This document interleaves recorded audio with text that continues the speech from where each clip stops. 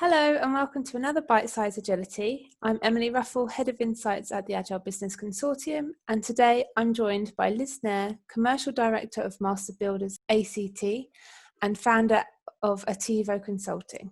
Hi Liz. Hi Emily, how are you? Good, thank you. So, difficult conversations. We have probably all experienced being on the giving or receiving end of a challenging conversation, but why do we find certain conversations so difficult and have to rally up that courage? What is it that makes them so challenging, and what can we do to make them easier? Yeah, look, difficult conversations are challenging, and I think most of the time it's about how we think about the conversation. So they can be uncomfortable. We know that we're managing emotions. We're unsure of the reactions that people will feel. But I think if we start to think about the conversation as more an honest conversation and an opportunity for growth, for learning, and if we frame it in a way where our mindset is shifted from it's a difficult conversation to more of a learning opportunity, a training opportunity, and an opportunity that if we don't have the conversation, what could be the fallout from that?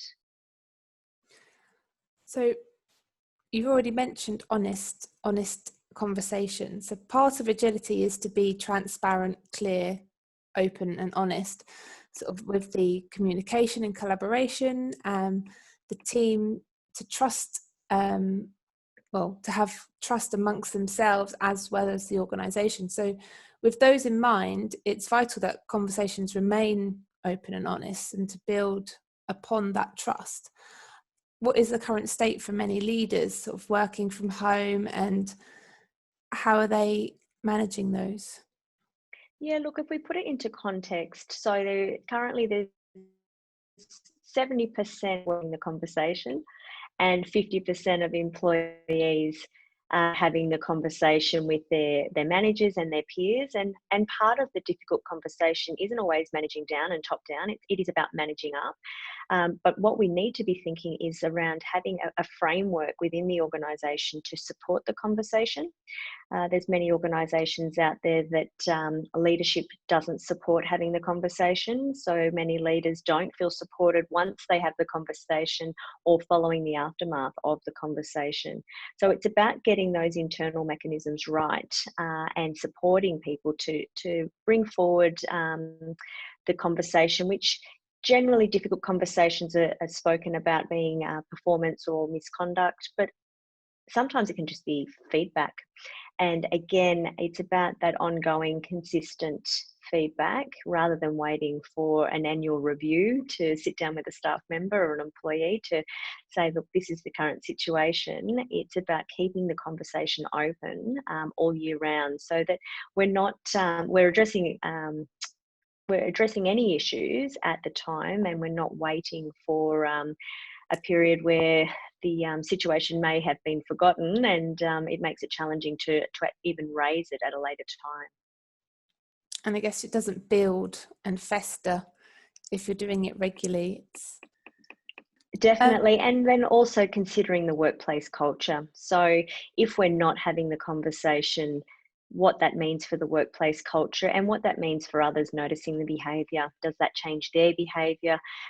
If you're employing new employees to your organisation, does that give them an insight into the culture, and they may be tarnished by that from the outset and develop bad habits from the outset?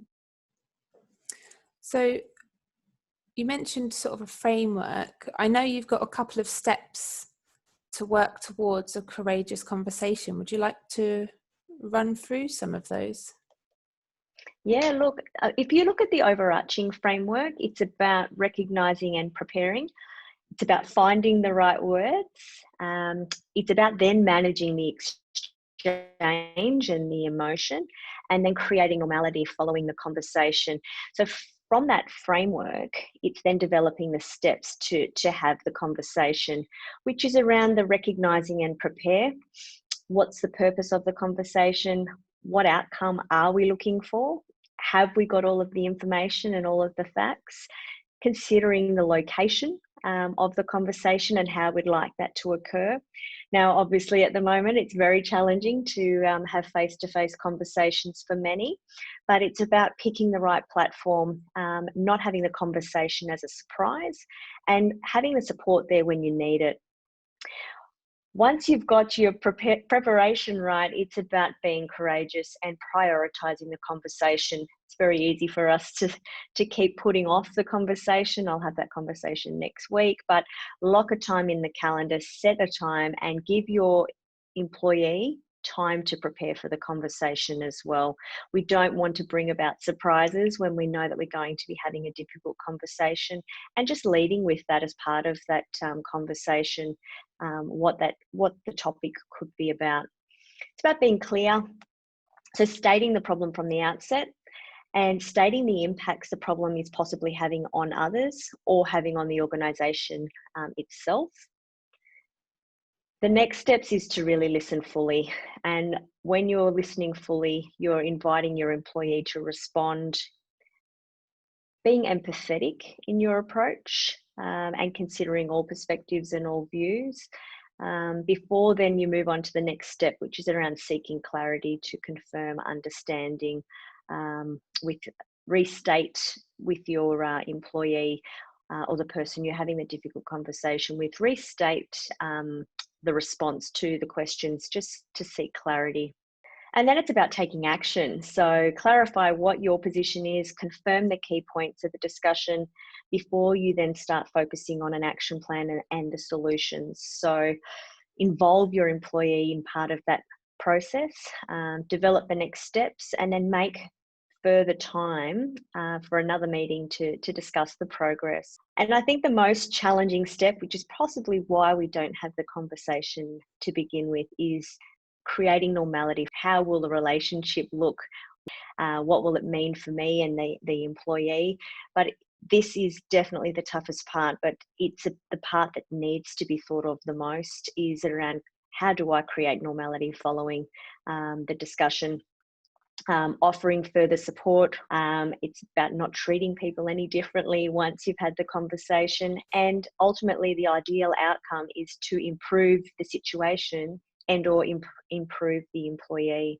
That's great. Thank you for explaining those. So we're sort of going to wrap up, I guess. There's a lot more that you could cover in this area. So what one piece of advice, if you were to give an employee or to an organisation that's got to make one of these challenging conversations, have you got one piece of advice that you could suggest?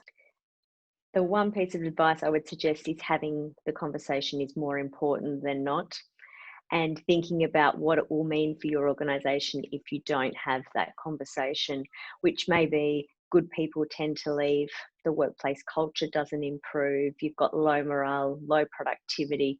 So you're wanting to actually shift that dial and flip that around. Perfect. Thanks, Liz. It's really helpful. It's a really interesting conversation, actually. Thank you, Emily. And there is, as you said, so much more that we could be talking about. Thank you for your time, and I look forward to reading more about challenging conversations and your leadership elements. So I'll keep a lookout for those. Thank you.